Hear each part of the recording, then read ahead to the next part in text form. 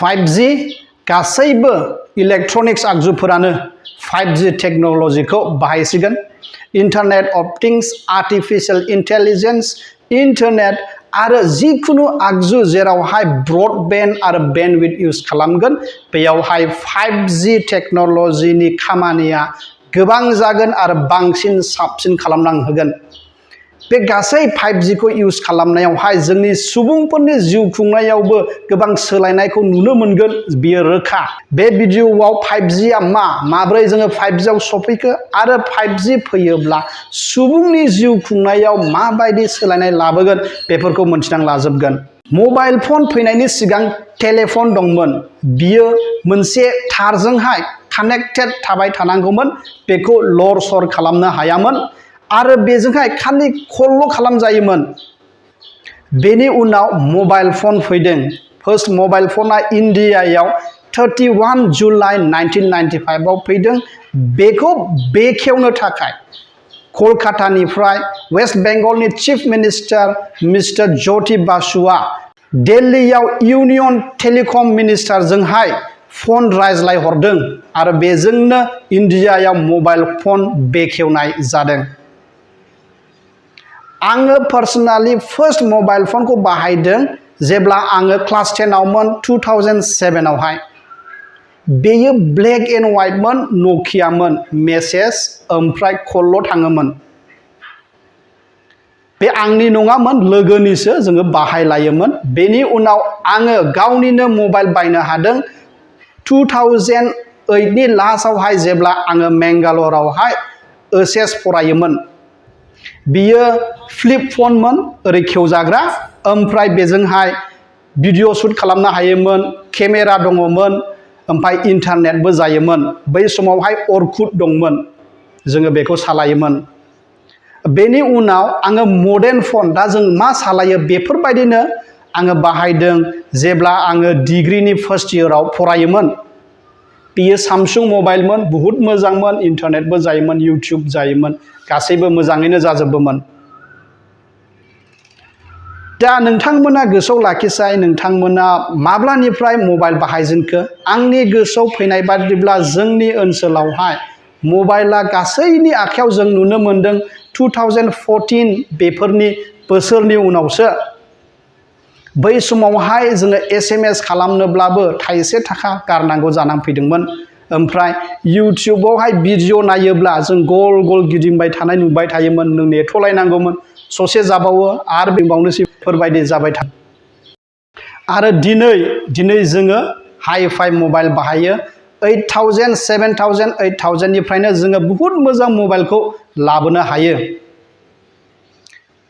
दा जोङो 4G आव दङ अब्लाबो 4G नि खामालखौ जों मोनथिखागौ जोङो भिडिअ कल दा खालामनो हायो ओमफ्राय इन्टारनेटआथ' बहुत मोजाङै जायो बेबायदि गल गल जोङो नेथ'लायनाङा बेफोरबायदि दा बे मबाइल टेक्नोलॉजीआव जे सोलायनाय जोङो नुबोदों बेखौनो G हांखोजों दिन्थिफुंनाय जादों आरो बिनि आबुं मुङा जाहैबाय जेनेरेशन अब्ला दिनै जोङो 5G आव दङ माने 5 जेनेरेशन थारैनो 1G 2G 3G 4G थागोन अब्ला जोङो बे 1G 2G 3G 4G आरो 5G माब्रै बिदि सोलायबोखो ओमफ्राय मारै मुं मोनबोखो जों बिनि फारागथिफोरखौहाय आरो मा मोजां दंमोन बै समावहाय जों बेखौ मोनथिना लानोसै 1G आ फैयो 1982 आवहाय 2G आ 1992 आव 3G आ 2001 आव 4G आ 2012 आव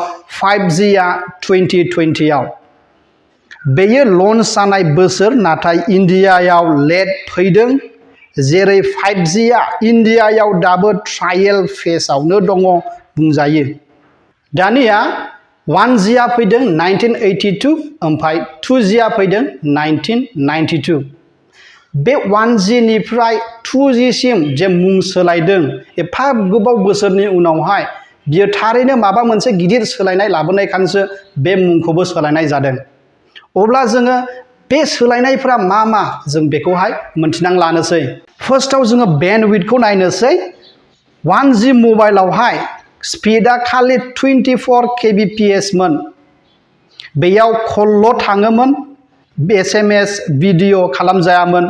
फार्स्ट मबाइला बेबायदि एन्टेना गोनांमोन। दानिया 2G मबाइलावहाय स्पिडा जादों 64 kbps। बेयाव कलजों लोगोसे SMS बो खालामजायोमोन। बै समाव मोनसे SMS खालामब्लानो थाइसे लायोमोन। जाय बिथांमोना बाहायदों बै समाव बिसोरो थारैनो गोसोआव दङ। 3G नि स्पिडा 2 Mbps जादों। बेयाव कल, SMS आरो इन्टारनेटबो सुबिदा मोनदों। 4G आवहाय 100 Mbps स्पिड मोनदों।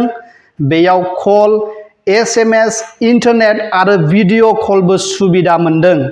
दानिया 5G आव स्पिडखौ 1 निफ्राय 10 Gbps आव खालामनो हागोन होनना बुंदों। अब्ला बुजिदो बेसेबां स्पिड जागोन। बे 4G आव मा सुबिदा दं बेखौ साबसिनै बाहायनो हासिगोन। बेनि अनगा मबाइलजोंनो गासैखौबो कन्ट्रल खालामनो हागोन। साननानै ला नोंथाङा टिभि नायगासिनो दङ, ओमफ्राय कल्ड ड्रिंक लानो गोसो जाबाय। नोङो सिखारनानै फ्रिजसिम थांनो बाबाय, अब्ला मा खालामनो हागोन? नोङो गावनि मबाइलावनो फ्रिजआव कल्ड ड्रिंक दङना गैया बेखौ नायनो हागोन, ओमफ्राय लायनो हागोन। आरो साननानै ला उन्दुफुनायावहाय अखा खोरोमनां होबाय, दानिया सिखारनो बाबाय, इनभार्टार बन्द खालामनांगौ। नोङो बे इनभार्टारखौ नोंनि मबाइलजोंनो अफ खालामनो हागोन। दिल्लीनिफ्रायबो नोङो नोंनि रुमावहाय जुदि नोङो बन्द खालामलांनो बावदोंब्ला माबा मोनसे बुस्थुफोरखौ दिल्लीनिफ्रायनो बन्द खालामहरजोबनो हागोन। थ' बेफोरनो जाहैबाय माखासे 5G टेक्न'लजिनि सुबिदाफोर।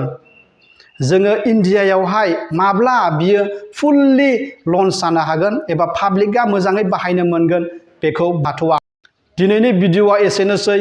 लोगो मोनबावगोन मोनसे गोदान भिडिअ'जों। गोजोन्थों।